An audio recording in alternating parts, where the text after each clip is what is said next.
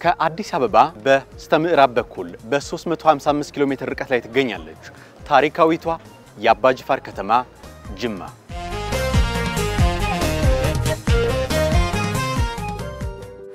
ጅማ የጥንት ከተማ ታሪካዊት ከተማ ትሁን እንጂ ታሪካዊነቷን አለም ደግሞ ቅርሷን የምትገልጥባቸው ያሁኗን ውበት ያላበሱት የመሰረተ ልማቶች እምብዛም አልተገነቡም ነበር። ባለፉት የለውጥ ዓመታት ጅማ በተሰሩት በርካታ የኮሪደር ልማት ስራዎች አማካኝነት አሁን ዳግም የቀደመ ታሪካዊነቷን በሚያንጸባርቅ መልክ አብባለች።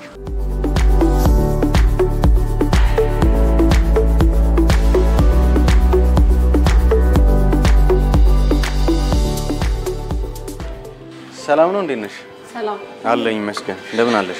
ሁሉ ሰላም ደህና ነኝ መስገን። እቃ እንዴት ነው? አሪፍ ነው እንደምታየው።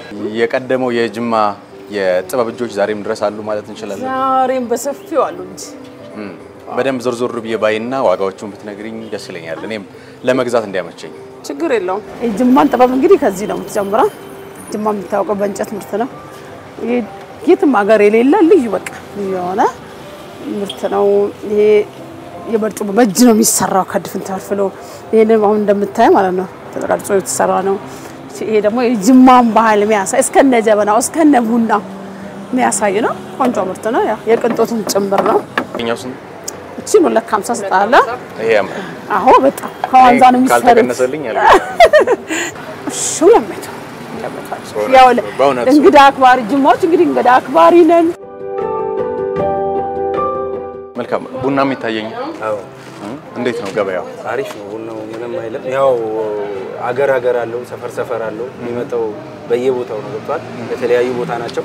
ዋጋቸውም እንደዛ ይለያያሉ ማለት ነው። እንዴት ነው ዋጋቸው?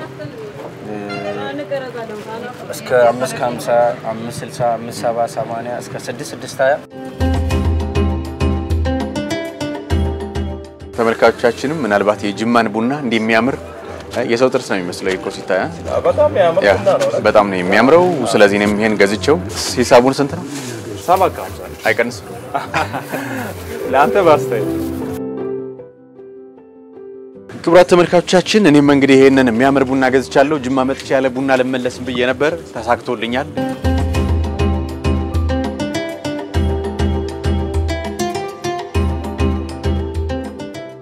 ልጆች ይኖርበታሉ በቃ በሚገባ ይማርበታል። አግብቶም ይወልዳል። ወጣቱ ነው ማለት ህይወቱን መርተው ይኖሩታሉ። ምክንያቱም ሞያውን ስትማር በጣም ነው ውጤታማ የምትሆነው። የሥራ እድል ፈጠራ ይሆናል። ራስ ስለምሰራው ምንም የኔ ያክል የሚከብድ ነገር አይደለም።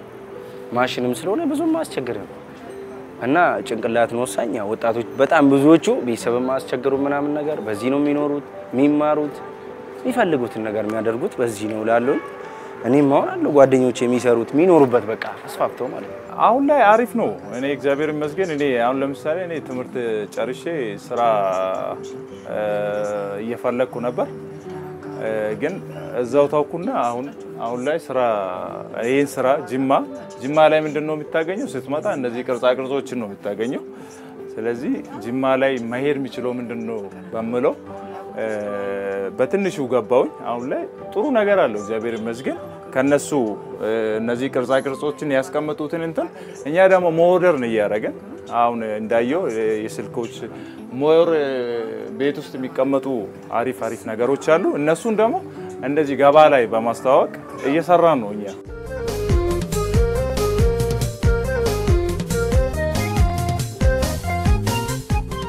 ለመሆኑ ይህ ባለፈው ዓመታት የተሰራ የኮሪደር ልማት ሴቶቻችሁን በምን ያህል ጨምሮላችኋል?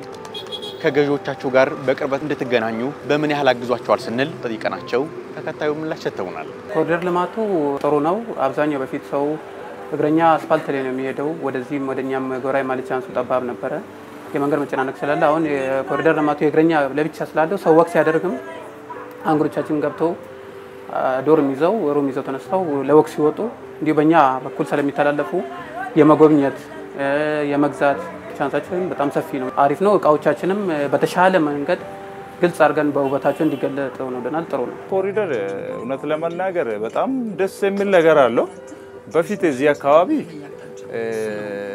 የሚገርም ቤቶች ናቸው የነበሩት። እንደዚህ አይደለም፣ እንደዚህ አልነበረ።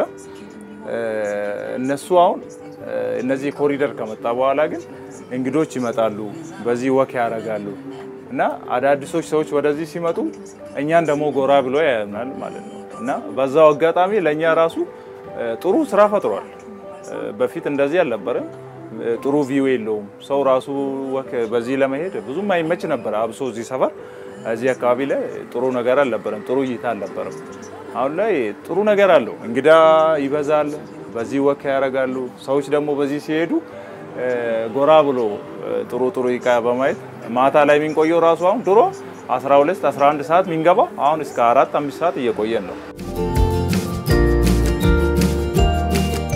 ጅማ የምትታወቅበትን የቡና ምርት የእንጨት ስራ ውጤቶችን ተመልክተን መግዛት መሸመት የሚጠበቅ ነው ታዲያኛም ተዘዋውረን የእንጨት ስራዎች እንዲሁም ደግሞ ቡናዋን ሸምተናል እናንተም ወደ ጅማ ስትመጡ በዚህ መንገድ እንድትሸምቱ ያግብሮት ግብዣችን ነው የተወዳጁ ተመልካቾቻችን በጅማ የነበረን ቅኝት ይመስላል